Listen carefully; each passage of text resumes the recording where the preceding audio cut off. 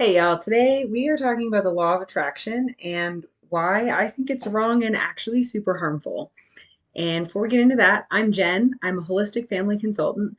I primarily work with parents who are queer, non monogamous, or neurodiverse, or who are parenting a child who's queer or neurodiverse, and who want to find joy, connection, and deep healing in those relationships, especially the parenting partner and relationship with yourself. And I believe that healing in relationship and building relationships that feel good to everyone involved is the foundation of building a more liberated world. And so if that sounds like you, feel free to reach out and see if you want to work together. All right, so the law of attraction, which is this idea that, like, if you believe the right things, exist in the right way, things will come to you: money, wealth, love, that you can manifest those things by being better. And it's a really attractive idea. It's a really attractive idea because if everything is all in my control to just, you know, change my beliefs and change who I am, then then it's all also in my power to make everything better. Um, and we're going to talk about all of the reasons why that can actually perpetuate a lot of harm and can actually stop you from really deeply connecting with yourself and deeply healing in ways that allow you to really actually build the life and relationships that you want. So the law of attraction places a lot of blame and shame on individuals. And the reason that this is coming up is because I joined a free um, like taster of a business class, and it's based on this idea, and just the way people are talking to each other in that is so much. Anytime somebody has a thought or a concern or a question that is in any way critical or not super enthusiastic about everything that's happening in this course, they're just absolutely jumped on as, like, you must not believe good enough to, if you're not liking this, then nothing needs to change. Everything is great. It's you. You're the problem. And it just really got me thinking about that's what this idea says. This idea says that if there's something that's wrong, it's you that's the problem. Nothing else could be the problem. There couldn't be anything that is like systemic or structural or a problem that is in anybody else's sphere of responsibility. It's all you. If you believe differently, if you are differently, then that's what'll fix it. And especially when people start talking about wealth with this and money, if you're not rich, it's your fault.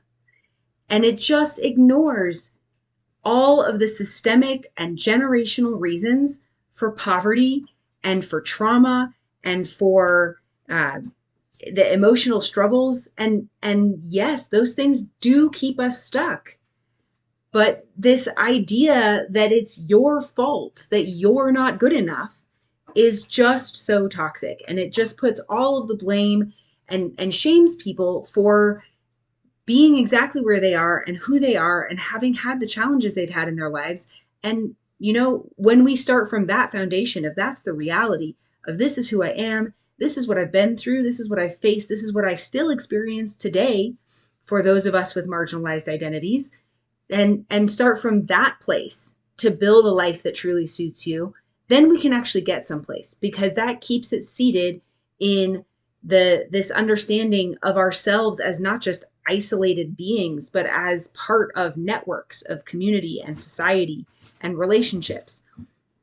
So it invalidates someone's experiences and their own perceptions. This idea of, like, if you don't like it, you're the problem, invalidates someone perceiving that something isn't right here.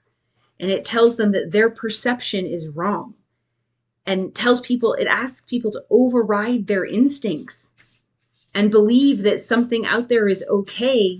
And that if I don't feel like it's okay, then I'm the one who needs to change. That problem is in me. And this is what abusers do. Abusers tell people that they cannot listen to themselves, that they need to listen to someone else out there. And systemic abuse, like cults, uses this kind of technique as well. So it really concerns me, especially when you are someone who has experienced trauma where you've had to override yourself in order to stay safe or in order to stay connected, especially if that happened in childhood, then it can be almost instinctive to continue to do that, to continue to override your own internal knowing, your own internal guidance in favor of what somebody else tells you, or in favor of what people around you are saying is fine that doesn't feel fine to you. That makes people unsafe. It teaches people not to trust themselves to keep themselves safe. And even if that's done without ill intent, as I believe is the case in this particular group, but even when it's done without ill intent, if that is how someone is used to operating in the world, it opens them up to other people who do have ill intent, taking advantage of that willingness to override themselves and to believe themselves to be the problem, to take on blame and shame for what is not theirs. This overriding causes internal disconnection. We have to disconnect from our bodies and our hearts. Our minds can tell us, our minds can trick us. We can get ourselves to tell ourselves that something's fine when it doesn't feel fine. But in order to do that, we have to disconnect from the part of ourselves in our bodies that knows it's not fine. So it breeds this disconnection between head and body, between heart and mind. And that's the opposite of what I want for you. I want for you to feel embodied and whole and deeply connected to yourself. I want you to be able to navigate your life from that internal guidance, not shut it off. Like I said, this is a very attractive idea. It's such an attractive idea. It keeps you believing that like, oh, if I just want it bad enough, I can have anything. And who doesn't want that? Who doesn't want to like, now I've got it all. I've got everything I ever wanted. Of course, I want that too. And has that worked yet? For the people that espouse this idea, they ignore the parts where, yes, you do have to want something in order to go after it, in order to take action on it. But they ignore all of the other systemic factors. The people who are running this group that I'm not going to name, but that I'm talking about, they come from generational wealth. And they're cis, hetero, white men from generational wealth. And so, of course, they've found it easy to build a business because they're not trying to like desperately pay their rent every month while they're doing it. They don't have these barriers that some people have. So it's easy to say, oh, just, have what you want when you are the people the system is set up to give you what you want. For other people, it doesn't put any of the responsibility on the systems or the communities or the structures that make it harder for some groups of a people to achieve these things. It also doesn't put any responsibility on, where the challenges someone is facing came from. So, those challenges might be things like poverty and racism, transphobia, things like that. And the things that are internalized, that are someone's work to heal, the trauma they've faced, or the internalized depression, or the relationship challenges, the attachment wounds, all of those things, yes, those are yours to heal if you're an adult. And some people have more burden of those things than other people because of the life they've lived. Some of that may be because of the things that they've faced in society as a whole because of who they are. Some of that may be because of the things that happened in their family of origin or other events that happened to them, or schools or religion. There are many potential sources of trauma, but some people carry a lot and have a lot to heal.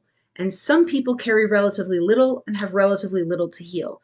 And so, of course, if you have a smaller trauma burden, it's going to be easier to break free from it and make different choices and move outside of that desperate survival mode.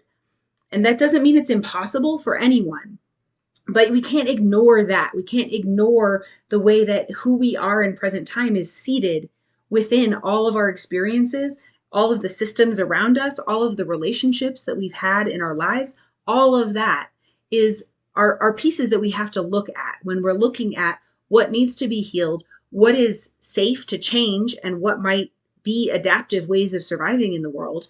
And How can someone get their needs met and work towards their dreams and have a life in which they thrive, but that also doesn't blame them for things that are not their fault, like things that happened to them as a child. So this, in some ways, I can see how this actually can end up being a crutch. By believing that it's all about believing hard enough, it's kind of twisted. But by believing that, it actually can make it so that you can avoid facing realities that are difficult or painful, or diving into things that feel dark and scary. And just to be clear, you do not have to dive, especially headfirst, into the dark, scary trauma in your past in order to heal it. That's not how it works. You do not need to go there. You especially do not need to go there in any kind of like big jump kind of way.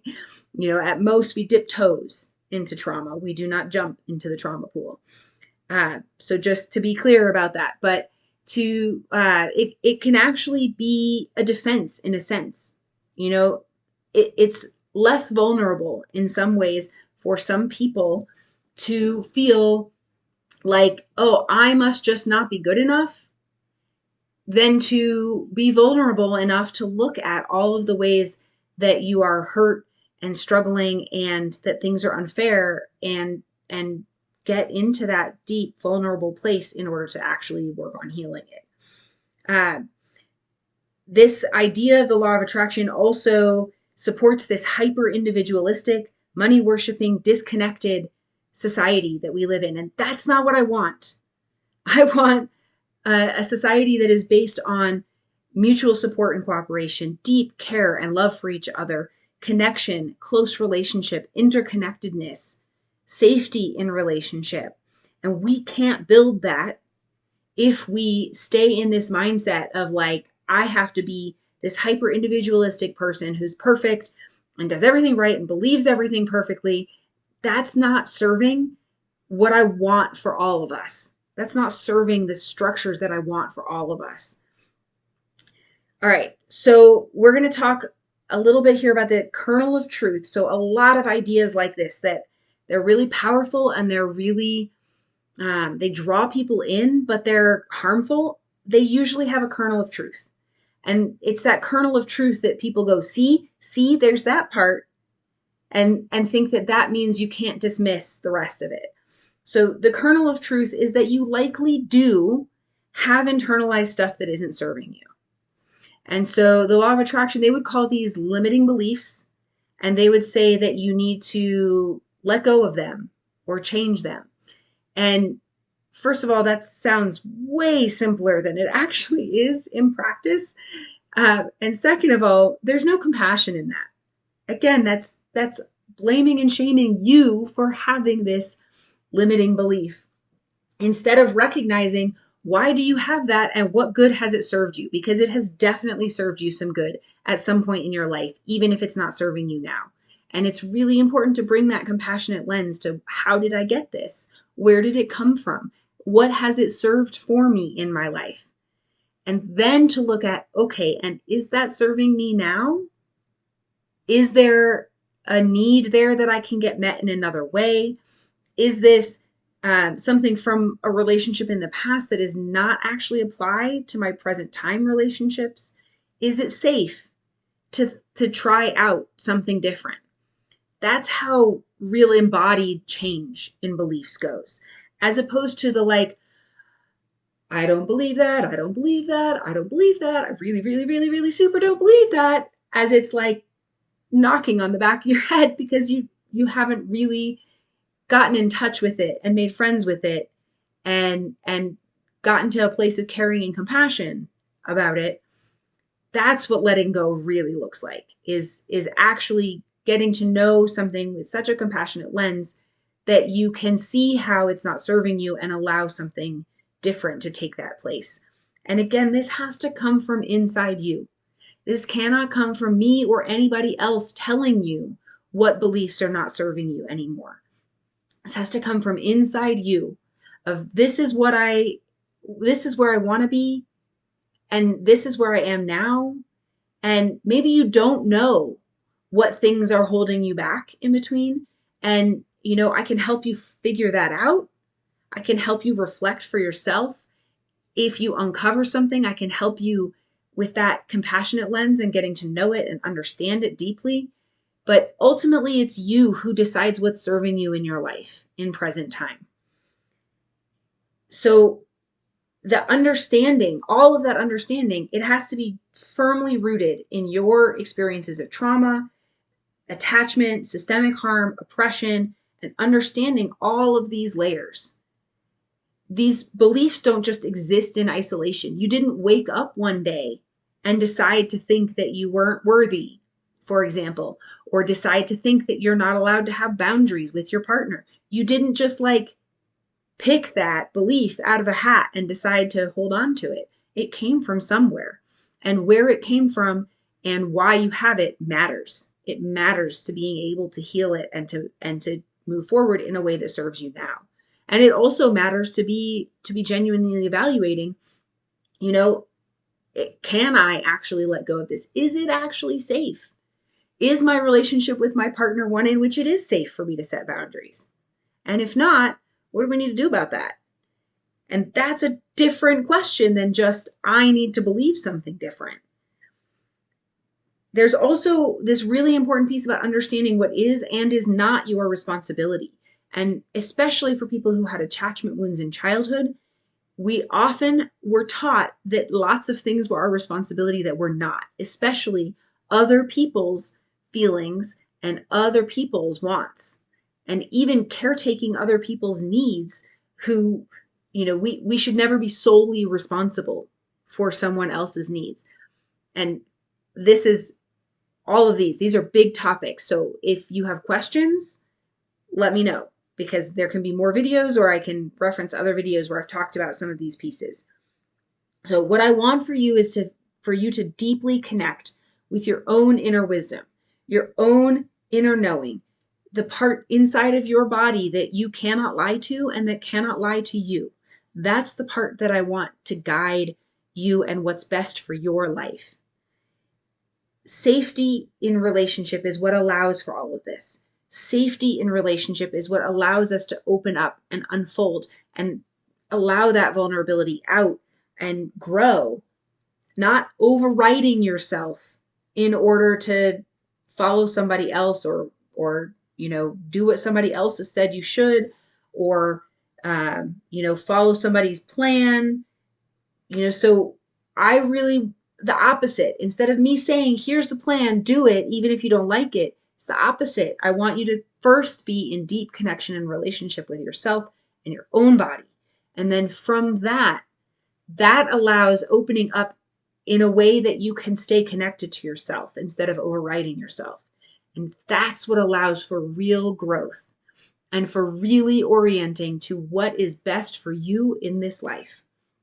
The inside and the outside, the internal experience, the connection with yourself, and the external experience of being in relationship, when those align, when they both feel good, that's the goal.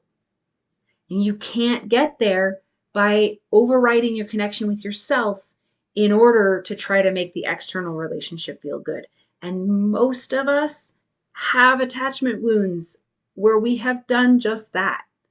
In order to stay connected, in order to get our needs met, we have overridden ourselves for the sake of the external relationship. And that's a really big piece to heal.